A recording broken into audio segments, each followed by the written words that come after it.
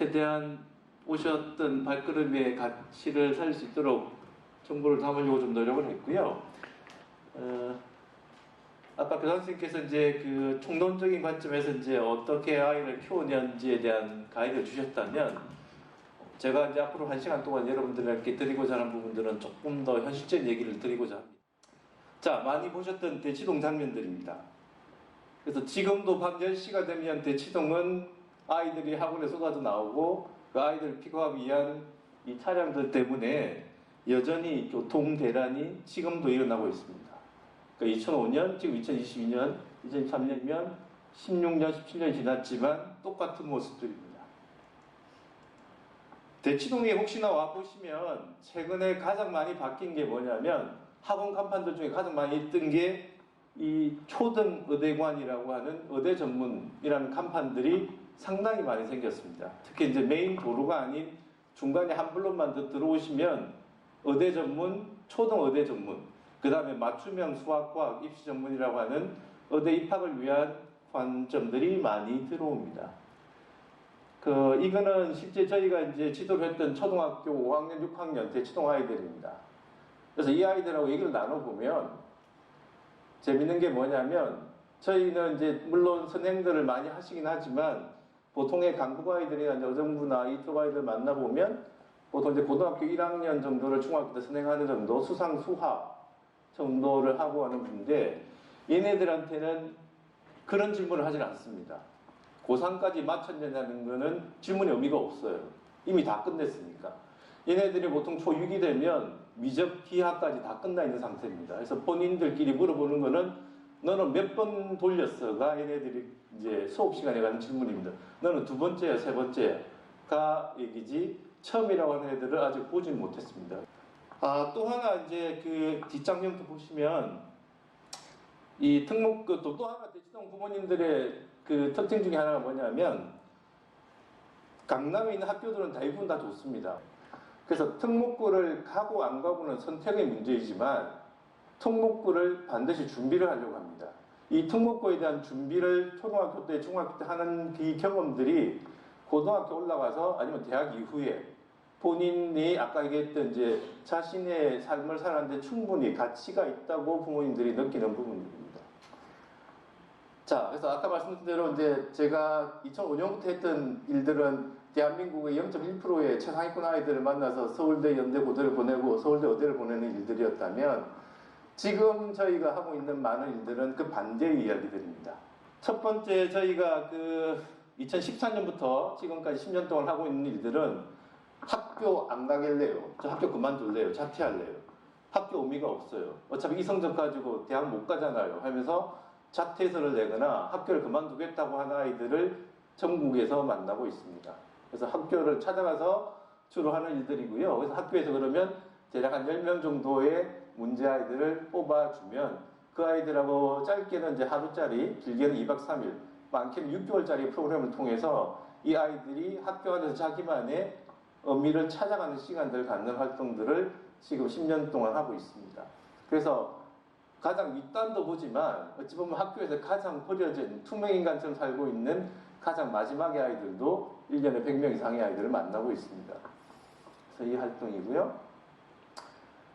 저희들이 했던 가장 의미 있는 일들은, 그래서 이렇게 캠프를 했던 아이들의 90%는 자퇴가 아닌 학교에 남는 선택을 했고, 그래서 나름대로 본인이 공부는 공부, 직업인 직업에 자신의 꿈을 찾아가는 부분들이었습니다. 그래서 이렇게 했던 경험들을 갖고 저희가 이제 학업 순장 숙려자라고 해서 학교에서 자퇴를 신청하는 아이들이 학교에서 어떻게 재활을 시킬 건지에 대한 교육 모델을 개발해서 서울 시내에 있는 70개 고등학교에 모델링해서 이제 공급을 하고, 이 학교에 저희가 했던 경험들을 일반 일선 학교에서 가져갈 수 있게끔 나누는 작업들을 하고 있습니다. 자, 이걸 한번 보시면 좀 관심을 가질 텐데요. 그래서 아랫단만 보다가 학교 한 군데서 연락이 왔습니다. 저희 학교에 서울대 연고대 합격자가 한 명도 없습니다. 좀 학교를 조금 살리고 싶은데 도움을 주십시오 라고 연락이 와서 강북에 있는 모 학교를 만났습니다. 이 학교는 이제 강남 강북에 있는 일반 학교고요. 말씀드렸던 대로 스카이는 아예 없었고 그해 탑10 대학의 합격자가 4명이었습니다. 그러니까 원인이 뭔가 봤더니 주로 이제 말씀 학교장 추천을 통해서 이제 교과 내신 우수자로 가려고 하는데 이 교과 내신 우수자의 가장 큰 맹점은 수능 체제가 있다는 겁니다. 그러니까 교과 내신을 가려고 하는데 수능 체제가 대부분 강북 아이들이다 보니까 안 나오고 학생부 종합을 가려고 하니까 당연히 활동한 게 별로 없으니까 또 못 가고 그러다 보니까 탑10에 4명밖에 못하는 그래서 전교 1등의 전교회장이 중앙대를 가는 정도의 학교였습니다. 그래서 이 학교 아이들을 데리고 그 다음에 저 혼자 한 건 아니고요. 그 대학생 봉사자들 데리고 1년 동안 작업을 했습니다. 그래서 스카이반이라고 해서 학교에 만들어진 스카이반 아이들을 데리고 생활기록부를 분석을 하고 아이들마다 진도에 맞는 이제 그 심화 탐구 활동들을 시키고 그 다음에 봉사활동을 기획해서 실제 자기들이 이제 앞에 발표하고 실제 현장 나가서 활동을 하고 이거는 교사였습니다. 학교 선생님들을 앉혀놓고 강남의 학교들은 어떻게 프로그램을 돌리고 생기부는 어떻게 만들어지고 있는지에 대한 제가 대치동에서 맡았던 경험들을 강북의 학교들하고 공유를 했습니다. 그리고 이 경험들을 이제 학생들 다 모아놓고 아이들이 발표하는 시간들을 가졌습니다. 1년 뒤에 30명으로 늘었습니다. 불과 1년 만에 4명이 30명이고 당연히 서울대 2명, 그래서 연대, 고대 해서 8명의 합격을 시켰습니다. 그래서 1년 만에 이 기적을 만들어냈고 재밌는 게 올해인가 그 서울시 교육청에서 이제 입시 우수학교 설명을 하는데 이 학교가 시범학교로 이제는 다른 학교를 강의를 하고 있습니다.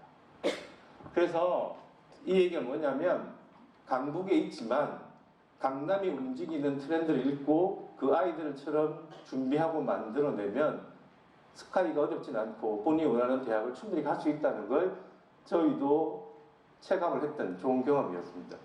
그래서 그 경험을 바탕으로 저희가 이제 마지막으로 했던 게 뭐냐면 이 선물 프로젝트입니다.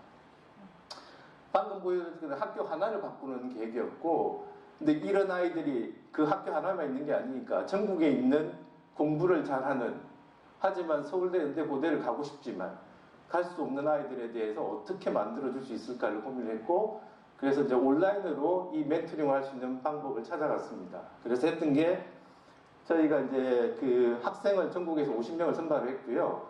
그 다음에 대학생 봉사자들은 100명을 선발을 했습니다. 그래서 학생 한 명한테 학습 관리를 도와줄 수 있는 멘토 한 명을 붙이고 두 번째는 이 학생이 희망하는 진로 전공에 맞는 대학생을 붙여가지고 심화 탐구 활동을 매칭시켜서 2명의 대학생 멘토와 학생 1명이 붙어서 1년 동안 매니지먼트라는 고1 학생 50명을 뽑아서 하는 활동을 했고요. 여기는 강남 아이도 있고 강북 아이도 있고 시골 농촌의 어촌 아이들도 있고 그래서 전국 있는 아이들 50명을 지금 2년 동안 이렇게 관리를 하고 있습니다. 그래서 그 격차를 줄이는 일들을 하고 있습니다. 아까 회장님께서 잠깐 보여드리겠지만 그 요즘 이제 인터넷을 찾아보시면 각 개별 정보들은 많아요. 근데 이제 그 여러분들께서 이제 입시를 준비할 때 저도 마찬가지고 앞으로 아이들을 어떻게 해야지만 이게 이제 뭐냐면 어떤 학교든 입시가 만들어지면 처음에는 이제 강남이 선도를 합니다. 강남의 학교들이 정보가 빠르기 때문에 이런 프로그램들이 깔려야지 하면 이게 한 3, 4년 지나면 대동소이해져요. 왜? 강북 학교들도 따라하기 시작하니까요. 그래서 그런 차원에서 지금 자녀를 앞으로 입시에 맞게끔 어떻게 그러면 준비시킬 거를 보려면 미리 보셔야 됩니다. 지금의 입시를 보시는 게 아니라 앞으로 입시가 어떻게 바뀔지를 보고 그걸 미리 준비하는 게 여러분들이 하셔야 될 역할이세요. 자, 아까 2028 대학 입시안이 발표가 됐는데요. 그 입시안이 만들어지게 된 이유가 뭘까? 왜 이렇게 입시를 바꾸려고 할까를 더 보셔야지만 더 원하는 답을 찾을 겁니다. 그래서 여러분들 아시는 것처럼 2028 입시안에 이제 원래 확정됐던 것은 고교 학점제입니다. 고교 학점제의 핵심은 딱 2가지입니다. 국영수 공부가 아니라 진로에 대한 평가를 하겠다는 거고 두 번째는 지필고사에서 결과에 대한 평가가 아니라 만들어가는 과정에 대한 평가를 갖고 하겠다는 거예요. 지금처럼 국영수의 중간 기말이 아니라 아이들이 발표하는 거, 토론하는 거, 보고서 내는 이런 활동 베이스로 가겠다는 거고 국영수 교과 활동의 평가는 줄여주고 대부분이 이 진로 활동에 대한 평가로 가겠다는 겁니다. 그래서 이 서울도 보면 고교 학점제 시범학교들은 중간고사, 기말고사가 없는 과목들이 상당수가 많습니다. 저희 대학 때처럼 그냥 보고서 내고 발표하고 이게 다 성적으로 만들어서 이 아이의 학교 내신 성적이 다 만들어지게 됩니다. 자, 두 번째는 지금 이제 최근에 핫 이슈가 되고 있는 IB 과정입니다. 아시는 것처럼 경기도도, 이 여정부 속해 있는 경기도도 IB를 전문적으로 추진하려고 하는 이제 지자체 중에 하나입니다. 근데 이 IB 과정의 핵심은 뭐냐면 지필고사가 없습니다. 중간 기말가 없고 7개 과목에 그냥 에세이라고 하는 심화탄, 우리가 하는데 소논문, 우리가 대학교 때 썼던 중간고사, 기말고사 리포트 같은 7개를 써내면 그 성적만 갖고 대학 확정이 됩니다. 수능 준비는 하나도 없습니다. 그래서 장점은 뭐냐면 이 과정을 하게 되면 시골 깡촌학교도 강남에 있는 아니면 서울에 있는 특목고에 못지않은 포트폴리오가 만들어지는 게 장점인 반면 단점은 수능 공부가 하나도 안 됩니다. 그래서 수능을 볼 수가 없어요. 그래서 떨어지면 유학을 가거나 다시 수능 공부를 해야 되는 맹점이 생깁니다. 그래서 100% 수시학교예요. 학생부 전형합전형을 준비하는 데는 상당히 좋은 학교지만 수능을 준비하기는 최악의 학교입니다. 그러니까 이 얘기가 뭐냐면 정부에서 IB를 도입한다는 얘기는 앞으로 지금은 수능이 중요하다고 하지만 앞으로의 교육 방향은 수능이 없이도 대학을 갈 수 있는 방향으로 외국처럼 입시가 수능이 원래는 자격고사 된다는 얘기들이 많이 들었을 텐데 이제는 그런 방향으로 갈 수밖에 없게끔 이런 학교가 지금은 대구하고 일부 그 지자체 시범학교지만 이게 수백 개시로 늘어나는 순간 지금처럼 수능 중심의 입시 체제가 가기는 쉽지 않을 거라는 얘기죠. 그래서 정부가 갖고 있는 교육의 방향은 지금과 같은 지식 암기형의 중간 기말 시험을 보는 학교가 아니라 아이가 좋아하고 잘하는 것을 찾아서 심화해서 자기가 잘한 분야를 발굴해 나가는 교육, 그 교육을 통해서 대학을 갈 수 있는 제도로 바꿔 나가겠다는 게 입시의 큰 축임을 여러분들이 읽어내시면 됩니다. 자, 그럼 말씀드렸지만 핵심이 뭐냐면 이제는 대학 입시를 위해서든 아이의 직업을 위해서든 국영수 공부만 하지 마시고 탐구와 활동을 준비해라. 그리고 가장 아쉬운 부분이 이 부분입니다. 수행평가를 그냥 만점 받는 정도, 공부에 지장이 안 되게끔 최소화시키는 생각을 갖는 부모님도 많고 학생들도 너무 많습니다. 근데 제일 중요한 게 이 수행평가를 통한 교과 획득이 제일 중요하기 때문에 이걸 만점 받는데 목표를 두지 말고 이 수행평가를 통해서 내가 다른 아이들하고 뭐가 특별한지 얼마나 생각이 깊은지를 가져가게끔 그 준비를 철저하게 해서 이 하나만 잘 챙기셔도 아이가 지금 가는 내신 1등급 이상의 가치를 갈 수 있을 거니까 이 부분들을 잘 챙기셔라. 그리고 아이가 만약 중학생이라면 초등학교 고학년 중학생 그다음에 입시에 부담이 없을 때 아이들이 글 쓰고 발표하고 하는 탐구하는 훈련들을 시켜내라. 이 부분들을 조언을 좀 드리고 싶습니다. 제가 느꼈던 건 뭐냐면 모든 아이들은 1등이 되고 싶어 한다요.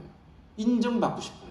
근데 그게 어릴 때 공부를 통해서 충족된 애들은 부모님이 공부하는 얘기를 안 해도 알아서 공부를 하고 학교에서 칭찬받고 하니까 공부로 커나가는데 이게 충족이 안 된 애들은 게임을 하거나 여기 보시는 것처럼 이제 운동을 하거나 싸우거나 아니면 노래하겠다고 하거나 이렇게 해서 각자가 자기 존재감을 찾아가는 부분들로 찾아갑니다.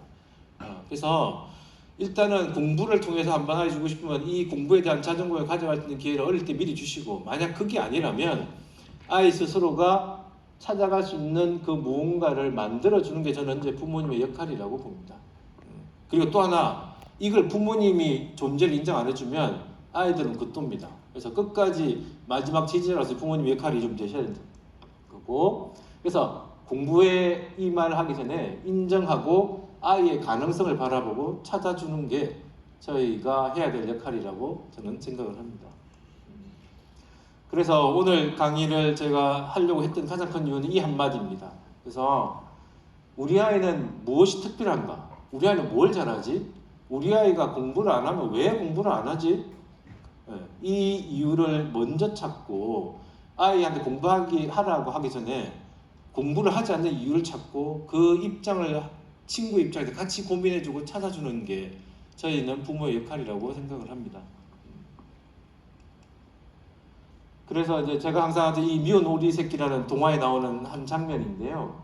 똑같이 다르다는 걸 비난으로 삼지 말고 다르다는 건 남들과 다른 더 큰 의미의 성장과 성공할 수 있는 기회라고 보시고 부모의 역할은 그 아이가 무엇을 잘하고 어디에 놓았을 때 이 능력을 발휘할 수 있을지를 친구처럼 동반자처럼 같이 가지고 고민을 들어주는 역할을 해주시면 좋을 것 같습니다.